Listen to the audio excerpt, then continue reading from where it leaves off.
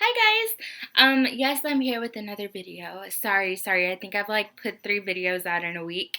Very unusual of me to do. Today I wanted to talk about some magical girl manga that I have. Whether it be underrated, never heard of, or new to you.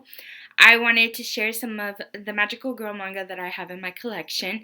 Some I have read, some I have not, just because I am in the romance genre right now. So I've been mostly focusing on like Sled and Soap and um, Nana and stuff like that. Oh, and Princess Jellyfish. I love Princess Jellyfish. So I've been focusing on those manga right now.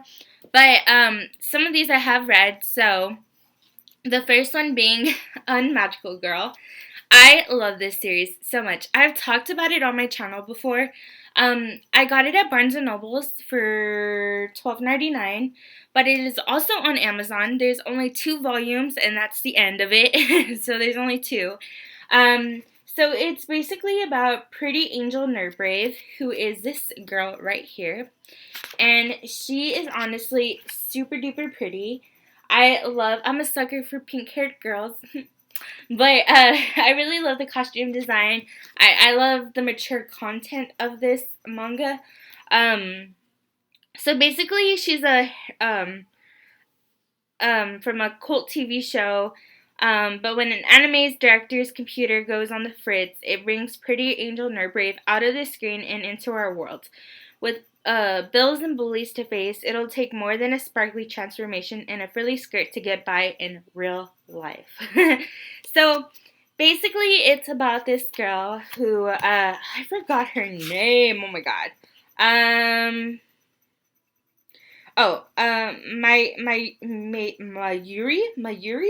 Mayuri. Okay, so this girl is Mayuri, and her dad passed away, and in his computer is Magical Girl Nerdbrave, and she comes out of the computer because Mayuri accidentally summons her. And when Nerdbrave comes out, she's like, "What's up? Like, what can I do for you?" And Mayuri is just like, "What?" So it talks about like how Nerdbrave isn't as popular as she was back in the days. Like, she was like a cult classic, kind of like Sailor Moon. She was like really, really popular, and then another Magical Girl series came out, so it pushed her to the side, and so like her wands and like her cosplays aren't as well known because like she's an older genre of magical girl. So Mayuri is like showing her like, it's hard to find your stuff because you're not as popular anymore. And Nerdbrave is, or yeah, she's just like, what? And then she has her superpowers. So when she like sees these like punks on the street, she beats them up with her freaking powers. And like it flies them into the sky, and then Mayuri's like, dude, don't do that. Like that's too noticeable. So I haven't read this in a while actually, so I can't remember a lot. Um, but it basically just shows Mayuri as like a nerdy loner, and Nerdbrave is like helping her come out of her shell by like, being a friend to her. So it's super duper cute. She actually meets another magical girl in the same series that comes out of the computer as well, and a villain comes out too, and it's super funny. The only thing I will have to say is there's some kind of like fan service in it. So um if you don't like fan service, like panty shots, boob shots, it probably isn't for you. They don't show it a lot, but it is in here. But I really like this. I like this because I feel like I've never seen anything like it. Like, I've never seen a magical girl come from another dimension into the real world and then try to make her way into the real world and be normal and be like human. Because usually when magical girls are created or formed, they're an ordinary girl who either signs a contract like Madoka Magica or is reincarnated like Sailor Moon or meets a mascot like Precure and they turn into magical girls. But to have an already established magical girl come into the real world to a girl who will, to like the main character who will never be a magical girl, that's crazy. And that's why I like it so much. So I'm super glad I saw this. It was at Barnes& and Noble in the manga section. So if you want to like read this, like give it a shot.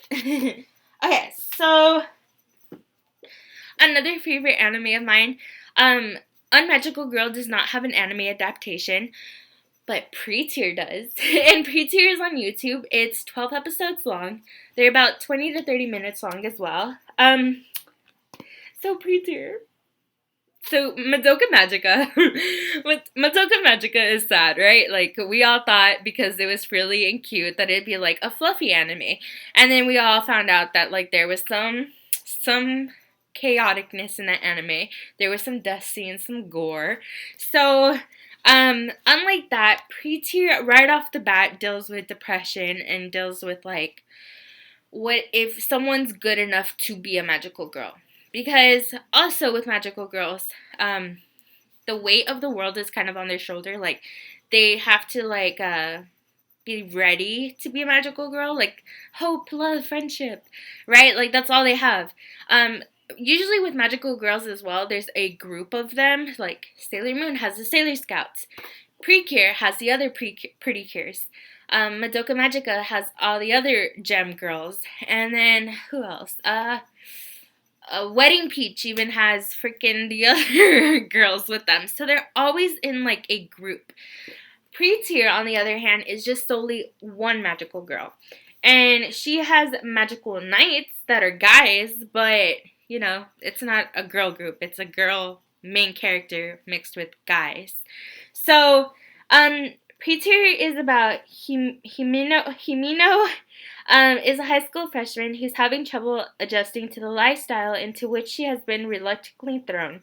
Her father, Kairu, has been pulled into the grasp of Natsu, a woman who not only controls a vast amount of wealth, but also Himino. Himino's dad takes the side of Natsu rather than his own flesh and blood, and Natsu's two daughters aren't very fond of their new stepsister. Her new despicable life changes, though, when she takes a shortcut to school and meets a young boy who transports her to a fantasy world that lies on the brink of extinction. The world needs the help of the girl called Pre-Tier, and all their hope lies with Himino. I haven't read the manga, but I have watched all 12 episodes. No, I watched 12 and a half. 11 and a half. I'm on the 12th episode, but I'm not done with it. So, okay. Himino. Himino is her, by the way. She's adorable. So she's alone in the world, and as the summary said, her dad doesn't really take her side on anything. Her stepsisters don't like her, but you seem to realize that one of the stepsisters has her own struggles, and that's why she's really reluctant on becoming Himino's friend. Himino is a Pre-Tier, and the Pre-Tier can save the earth. So she possesses, I forgot if it's all four elements. So the magic knights are four elements, right? So I think there's fire, wind, earth, and air. And when she is it like she holds their hand or something? When she holds her hand or either kisses them, she becomes that element. So if she were to hold hands with one of them, she would become air or water or whatever. And then she would use their superpower to defeat the villain. So their main goal is fighting a villain called something of evil, Mistress of Evil or something like that. And Himino falls in love with one of the knights, and I love it. It's a beautiful love story. It's so cute. But she does deal with the thought of, is she good enough to be a magical girl? And I really love how it clarifies on that, because, you know, like, I've never seen an anime where the magical girl is, like, doubting herself. So it's really nice to see that. Himino does overcome it, though, with the help of friendship from the guys. I'm trying to make that sound not sexual. It is not sexual.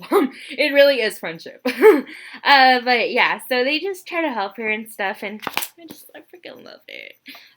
This video is so long because I'm just rambling. Another one is Wedding Peach. I watched this back in high school. I'm 24 now, and I was about maybe 15 when I watched it. So Wedding Peach is about Momoko. Momoko is her girl. I was about to say this bitch. Is this girl. And she's always wanted to get married. Her mom passed away when she was young. So, like, she's always wanted to, like, have the idea of marriage. So that's why they transform into wedding dresses and stuff. So there's Angel Lily and Angel Daisy. And then, shoot, I'm trying not to read the summary for y'all. Shoot. Dude, Wedding Beach. So, Wedding Beach is really good. I know that a lot of people don't like it because it's very outdated. They say that it's, like, very, like, the jokes they say is kind of, like, outdated and, like, how their belief system and stuff like that. I don't mind it because back in the day that was cool. Like, that it wasn't cool, but it was okay, I guess. So I'm just like, you can't change how people thought back then. Like, especially when it's written. So it's whatever. But I really liked Wedding Peach. I enjoyed the art. It's kind of hard to watch it though. I did buy one DVD, but I don't know where you can watch it, but I liked it. Okay. Shit. This bit. Okay. Magical Girl or is also very good. I don't know how to read this. It's in Japanese, but I'm watching the anime. The anime is on Crunchyroll. It has 12 episodes, and I'm on episode 3. So basically, this guy is actually a girl. So, oh, freak, what's her name? Is it Sakura? Saiku? I forgot. The main character is a girl. And her mom, I'm only going based on the anime because this is in Japanese and I don't know what it's saying. But basically in the anime, the main character is wants to be an idol with her best friend. And the reason why she wants to be an idol is because her best friend's brother is an idol, like an established idol. And she loves him, so she's trying to get closer to him. And one day she's going home and she sees is it called a yazuka? Those gangsters in Japan, I don't know what they're called. But she sees one banging on her door and she's like, what the hell? And he's like, oh, do you live here? And she's like, no. he takes her inside. And her mom tells her that she used to be a magical girl. And that she can't be a magical girl anymore because her back's starting to hurt, so she can't fight crime anymore. And the gangster guy is like, how about you be a magical girl? So she's like, no. And then he's like, oh wait, let me show you what a demon looks like. And it's like some fluffy little squirrel, but then it turns into a buff squirrel. I don't know, it's weird. But she sees that the squirrel thing is taking the sister's brother, and she's like, oh my god, no, I need to help him. So the way they become magical girls is they confess their love for the person they love, and then they turn into a magical girl. Or do they? So they don't turn into a magical girl. They turn into a magical boy. And this is what she looks like as a boy. And she basically has to beat them up, and the gangster guy is like giving her like weapons, and she's like, no dude, like give me a rod. So he gives her this rod and it doesn't do anything. He's like, just hit them with it. So she does that, and it's really gory, but it blurs out the goriness. And it's super funny. In the first scene, she has a dream, and it's a reference to Tuxedo Mask from Sailor Moon, and I love when animes do that. And I was just like, that is so freaking funny, because you know it's Tuxedo Mask. And the second episode, I can't spoil it and I don't want to. But it's really good. It's really funny. I've heard there's a lot of magical girl references to like Creamy Mommy, Sailor Moon, and stuff like that. I find it funny because they turn into men and I've never seen that either. So that's a twist. It's really good. I have more suggestions, but this video is already 15 minutes long, so I'm going to cut it here. Thank you guys so much for watching me ramble. I will see you guys in the next one. Bye!